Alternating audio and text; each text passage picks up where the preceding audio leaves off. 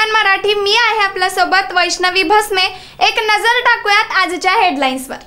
Headline प्रायोजक Laxminarayan super speciality hospital. सर्व अत्याधुनिक सुविधा, 24 तास अत्यावश्यक सेवा। इथे आहे सुसज्ज अद्ययावत ICU, medical path lab, 2D echo आणि डायलिसिसची सुविधा।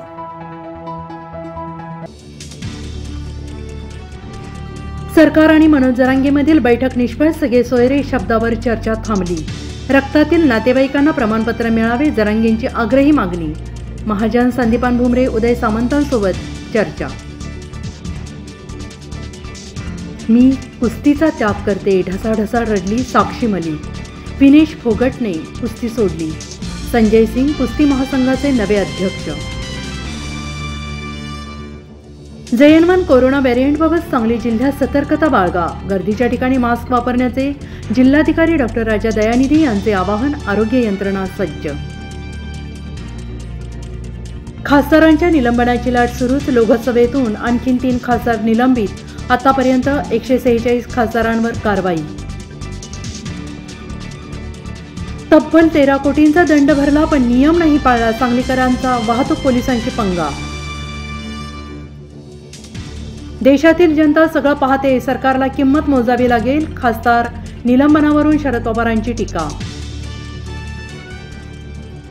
कृपामयी हॉस्पिटल जवळील पुलावरून जाणारी अवजड वाहतूक थांबविण्याबाबत लवकर निर्णय। पूल दुरुस्तीबाबत रेल्वे प्रशासन निर्णय घेणार, जिल्हाधिकारी डॉक्टर राजा दयानिधी।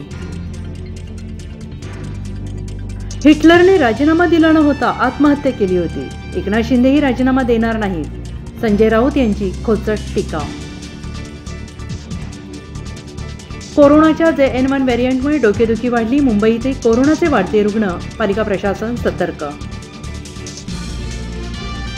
मोठी बातमी, इंदापूरमध्ये शाळेच्या सहलीच्या बसचा भीषण अपघात, बसची टेम्पोला जोरदार धडक, एका शिक्षकाचा मृत्यू, 1 शिक्षक जखमी। हेडलाईन प्रायोजक लक्ष्मीनारायण सुपर स्पेशालिटी हॉस्पिटल। सर्व अत्याधुनिक सुविधा, 24 तास अत्यावश्यक सेवा। इथे आहे सुसज्ज अद्ययावत ICU, medical path lab, 2D echo आणि डायलिसिसची सुविधा।